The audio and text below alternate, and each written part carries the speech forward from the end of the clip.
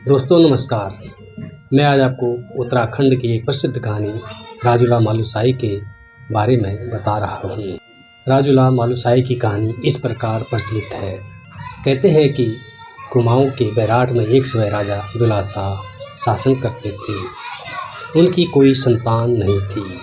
वो संतान प्राप्ति के लिए बागनाथ मंदिर में शिवजी की आराधना करने जब वो बागनाथ मंदिर पहुँचे तो उनकी मुलाकात फूट के व्यापारी सुनपत शौका से हुई। सुनपत शौका के भी कोई बच्चे नहीं थे। जहाँ भगवान से मन्नतें मांगते वक्त दोनों ने कहा था अगर दोनों के घर में लड़का और लड़की हुई तो उनकी आपस में शादी कर देंगे।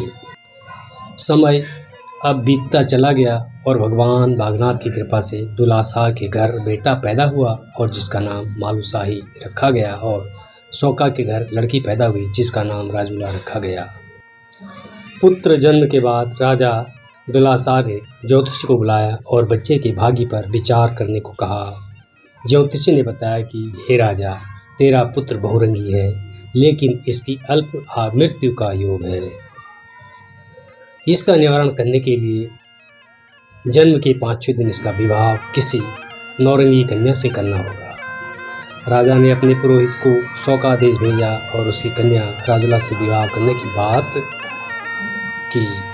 सुनपत तैयार हो गई और खुशी खुशी अपनी नवजात पुत्री राजूला का प्रतीकात्मक विवाह मालूशाही के साथ कर दिया। लेकिन विधि का विधान कुछ और था।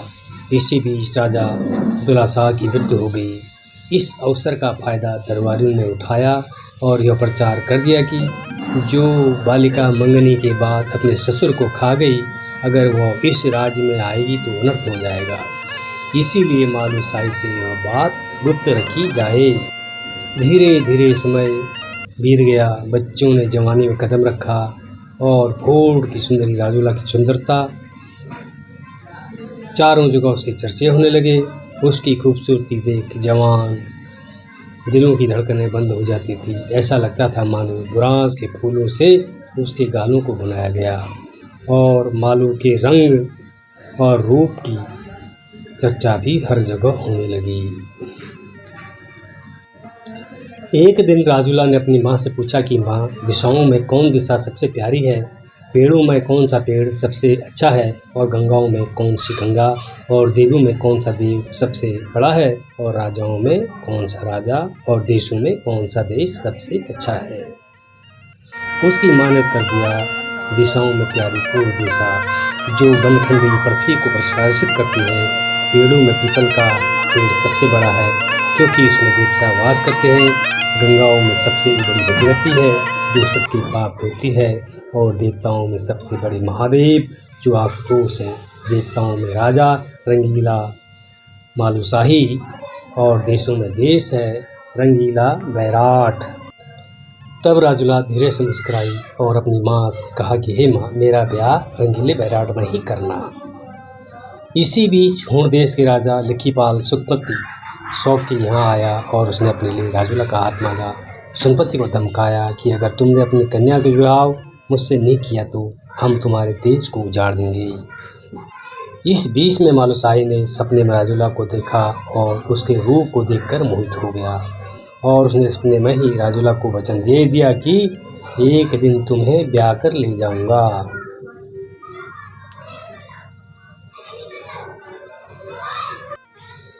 यही सपना राजूला को भी हुआ और एक मालूशाही का वचन और दूसरी को हूण राजा लिखीपाल की धमकी।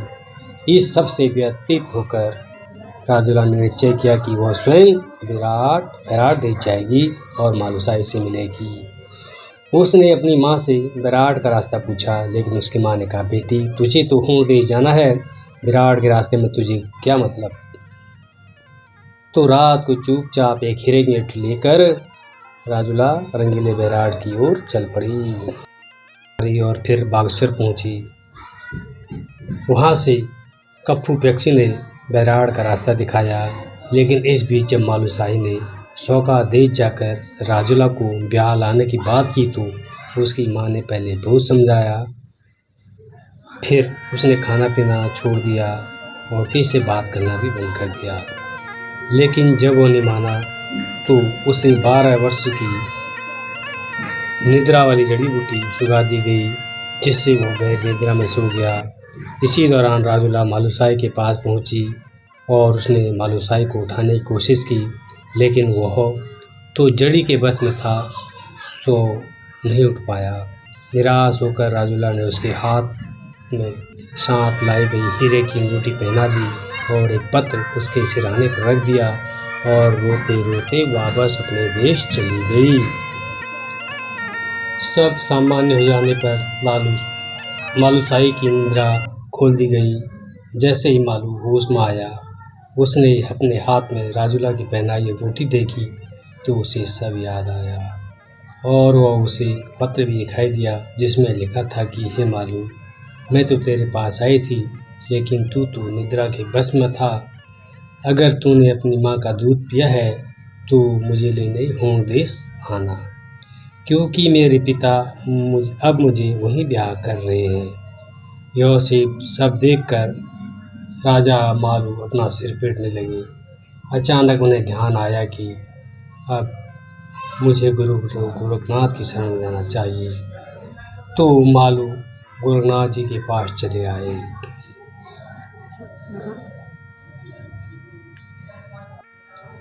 गुरु गोरखनाथ जी धुनी रमाए बैठे थे।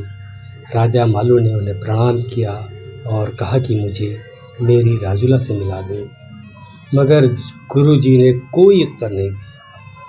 उसके बाद मालू ने अपना मुकुट और राशि कपड़े नदी में बहा दिए और धुनी की राख शरीर पर मलकर एक सफ़ेद धोती पहनकर गुरु जी के सामने गए और कहा कि हे गुरु गोरखनाथ जी, मुझे राजूला चाहिए। आप यह बता दो कि मुझे वो कैसे मिलेगी। अगर आप नहीं बताओगे तो मैं यहीं पर विषपान करके अपनी जान दे दूंगा।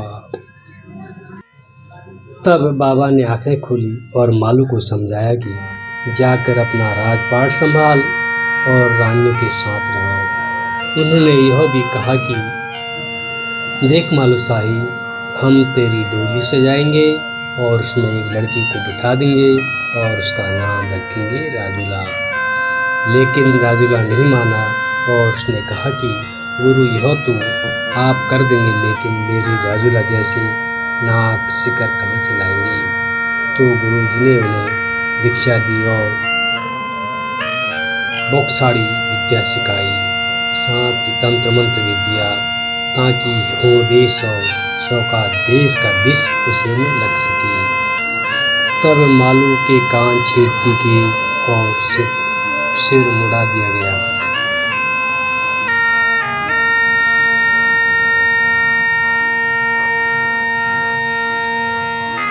और गुरु ने कहा, जा मालू, पहले अपनी माँ से भिक्षा लेकर आ और महल में भिक्षा में खाना खाकर आ। तब मालू सीधे अपने महल पहुंचा और भिक्षा और खाना मांगा। रानी ने उसे देखकर कहा कि हे योगी, तू तो मेरा मालू सा दिखता है। मालू ने उत्तर दिया कि मैं तेरा मालू नहीं, मैं एक योगी हूँ, मुझे खाना दे।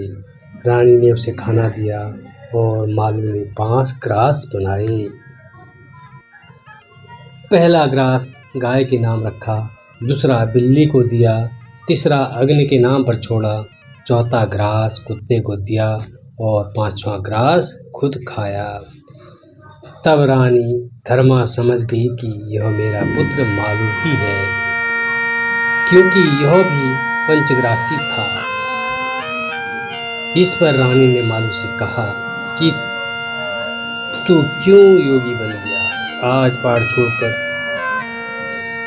तो मालू ने कहा, माँ तू इतना आतुर क्यों हो रही है, मैं जल्दी ही राजूला को लेकर आ जाऊंगा।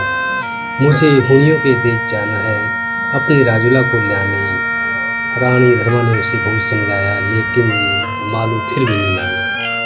तो रानी ने उसके साथ अपने कुछ सैनिक भी भेज दिए। मालूसाई जोगी का भेष में घूमता हुआ हों देश पहुंचा। उस देश में विष की बावड़ियां थी, उनका पानी पीकर सभी अचेत हो गए। तभी विष की राष्ट्री विशैला ने मालू को सचेत अचेत देखा तो उस पर दया आ गई और उसका विष निकाल दिया। मालू घूमते घूमते राजूला के महल पहुंचा। वहाँ बड़ी चहल पहल थी क्योंकि विक्की पाल राजूला से विवाह करके उसी दिन लाया था। मालू ने अलख लगाई और बोला, दे माई भिक्षा दे। तो राजूला इटलाती और गहनों से लदी सोने की थाल में भिक्षा लेकर आई और बोली, ले योगी भिक्षा। परी जोगी उसे देखता रह गया। उसे अपने सपनों में आई राजूला को साक्षात देखा तो शुद्ध बुद्धि भूल गया। दूसरी तरफ राजूला का भी यही हाल था। वह दोनों एक दूसरे को पहचान चुके थे। तभी मालूशाही ने राजूला को वचन दिया और राजूला के लिए हुण देश के राजा विक्की पाल से युद्ध किया। लेकिन युद्ध में मालूशाही को विक्की पाल के द्वारा मूर्छित कर दिया गया और महल में राजूला को भी बेहोश कर दिया गया था।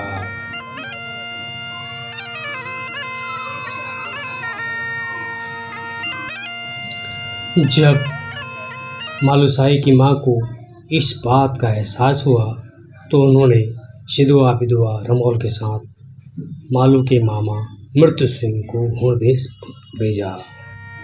बौछाड़ी विद्या का प्रयोग कर उन्होंने मालू को जीवित कर दिया और मालू के महल में जाकर राजूला को भी जगाया। फिर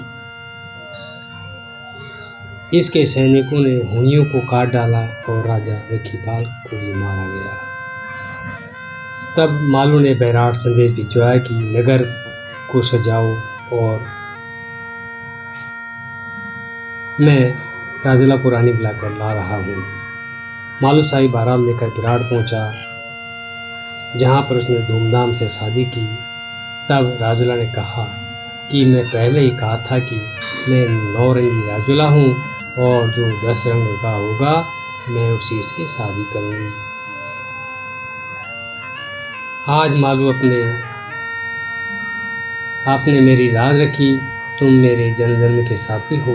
अब दोनों साथ साथ खुशी खुशी रहने लगे और प्रजा की सेवा करने लगे। यह कहानी भी उनकी अजर अमर प्रेम की दास्तान बनी इतिहास में आज भी जीवित है। दोस्तों, ये थी राजूला मालूशाही की कहानी। आपको शायद ज़रूर पसंद आई होगी। अगर पसंद आई है तो आप लाइक कर दीजिए और साथ में मेरे चैनल को सब्सक्राइब भी कर दीजिए। धन्यवाद।